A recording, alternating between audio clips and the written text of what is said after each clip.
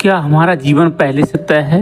क्या हम सिर्फ एक ऐसे किरदार हैं जिसकी कहानी पहले ही लिखती गई है, या फिर हम खुद अपने भाग्य के लेखक हैं? सोचिए, अगर जन्म, मृत्यु, सुख और दुख सब पहले से ही तय हैं, तो फिर हमारे कर्मों का क्या मतलब रह जाता है? और अगर सब कुछ कर्मों पर निर्भर है, तो फिर भाग्य का अस्तित्व कहाँ जाता है? गरुड़ पुराण के रहस्यमय ज्ञान में इन सवालों के ऐसे उत्तर छिपे हैं जो आपकी सोच को हिला सकते हैं। यहाँ बताया गया है कि आत्मा जन्म से पहले क्या देखती है, मृत्यु के बाद कहाँ जाती है, और कर्म किस तरह हमारे अगले जीवन की दिशा तय करते हैं। लेकिन सबसे बड़ा रहस्य यह है, क्या भाग्य पत्थर की लकीर है, या हमारे वर्तमान कर्म उसे हर पल बदल रहे हैं? आज की इस प्रस्तुति में हम जानेंगे भाग्य, कर्म, जन्म, मृत्यु और मोक्ष का वह गहरा सच जिसे समझना हर मनुष्य के लिए बहुत ज़रूरी है। लेकिन ध्यान रहे, यह ज्ञान सिर्फ सुनने के लिए नहीं, समझने के लिए है, क्योंकि आधा ज्ञान हमेशा भ्रम पैदा करता है और पूरा ज्ञान जीवन बदल देता है। आइए शुरू करते हैं गरुड़ पुराण की इस अद्भुत रहस्य की यात्रा को। क्या हमारा भाग्य पहले से लिखा होता है, और हमारे भाग्य में जो भी कुछ घटता है वह पहले से तय होता है? दोस्तों, गरुड़ पुराण में बताया गया है कि मनुष्य के जीवन में जन्म से मृत्यु तक जो भी घटता है वह पहले से तय होता है।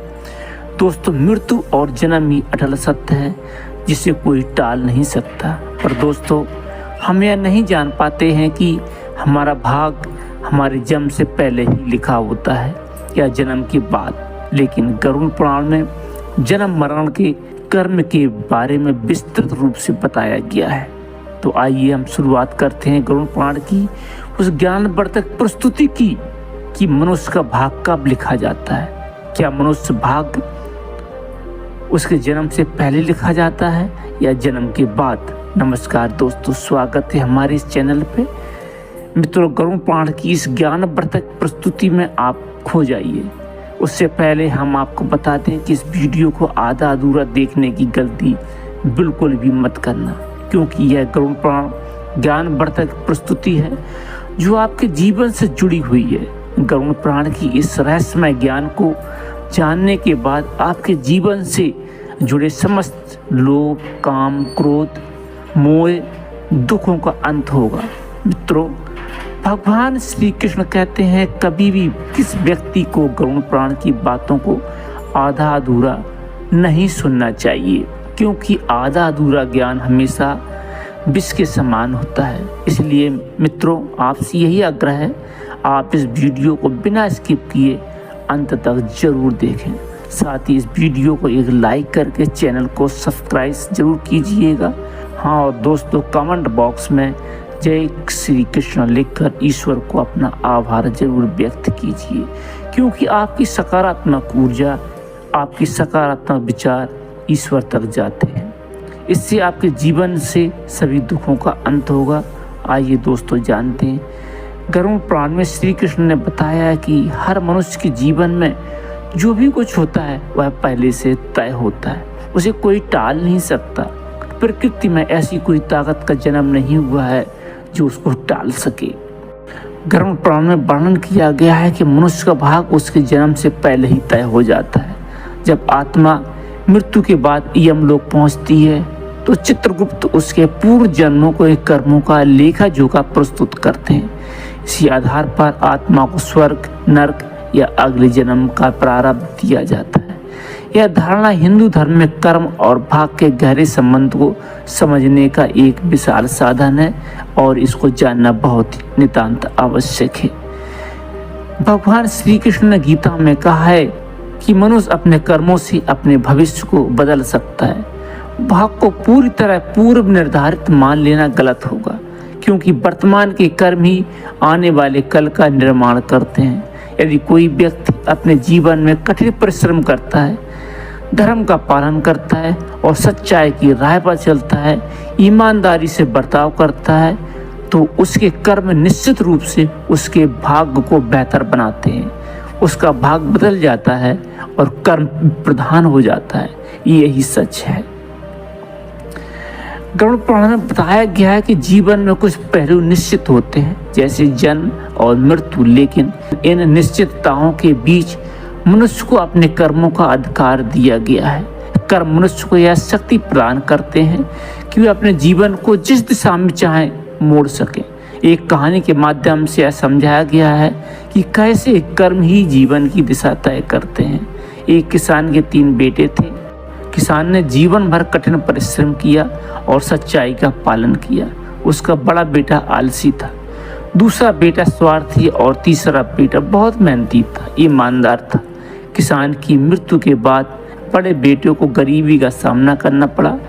दूसरे बेटे ने धन अर्जित किया लेकिन कभी संतुष्ट नहीं हुआ, और तीसरे बेटे ने अपने अच्छे कर्मों से न केवल परिवार का बल्कि समाज में भी नाम कमाया और अपने माँ बाप का नाम ऊंचा किया, क्योंकि उसने कर्म की प्रधानता को बल माना और उस पर बल दिया। यह कहानी यह सिखाती है कि कर्म ही भाग्य के निर्माता होते। गरुड़ पुराण के अनुसार अच्छे कर्म करने से न केवल मनुष्य का जीवन सुधरता है बल्कि मृत्यु के बाद आत्मा को स्वर्ग की प्राप्त होती है। दान, पुण्य और सत्य की राह पर चलना ही सबसे बड़ा धर्म है। वहीं बुरे कर्म जैसे चोरी, हिंसा और झूठ आत्मा को नरक में ढकेलते हैं। मनुष्य के जीवन में कई बार कई कठिन परिस्थितियाँ आती हैं। गरुड़ पुराण में यही भी सिखाया गया है कि इन परिस्थितियों से डरने के बजाय अपने कर्मों के माध्यम से उन्हें बदलने का प्रयास करना चाहिए। सच्ची भक्ति, ईश्वर पर अटूट विश्वास, आस्था और समाज के प्रति सेवा का भाव जीवन में सकारात्मक दिशा की ओर ले जाता है, एक नई दिशा देता है। मृत्यु और पुनर्जन्म के चक्र को भी गरुड़ पुराण में विस्तार से समझाया गया है।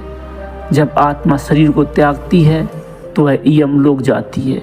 वहाँ उसे के कर्मों का हिसाब लिया जाता है। यदि उसके कर्म अच्छे होते हैं तो उसे स्वर्ग का सुख मिलता है, और यदि कर्म बुरे होते हैं तो उसे नरक की यातना झेलने पड़ती है। पुनर्जन्म का चक्र तब तक चलता रहता है जब तक आत्मा अपने सभी कर्मों का फल भोग नहीं लेती और मोक्ष प्राप्त नहीं कर लेती। मोक्ष प्राप्त करना ही आत्मा का अंतिम लक्ष्य है, जो केवल सत्य, धर्म और शक्ति के मार्ग पर चलकर ही संभव है। इसके अलावा इसका कोई भी दूसरा रास्ता नहीं है। गरुड़ पुराण यह भी सिखाता है कि मनुष्य को अपने माता पिता, गुरु का आदर करना चाहिए, माता पिता का सम्मान करना चाहिए, उनके वचनों का पालन करना चाहिए, उनका कभी निरादर नहीं करना चाहिए, क्योंकि माता पिता की आत्मा से जो वाणी निकलती है, जो प्रभाव निकलता है, उसका अचूक अपने संतान के जीवन पर प्रभाव पड़ता है और उनका वहीं से मार्गदर्शन होता है। उनके आशीर्वाद से जीवन की कई कठिनाइयाँ स्वतः ही दूर हो जाती हैं। दया, करुणा और सहानुभूति जैसे गुण मनुष्य के जीवन को सुंदर और संतुलित बनाते हैं। मनुष्य को दूसरों की मदद करना चाहिए, क्योंकि यही सबसे बड़ा पुण्य है।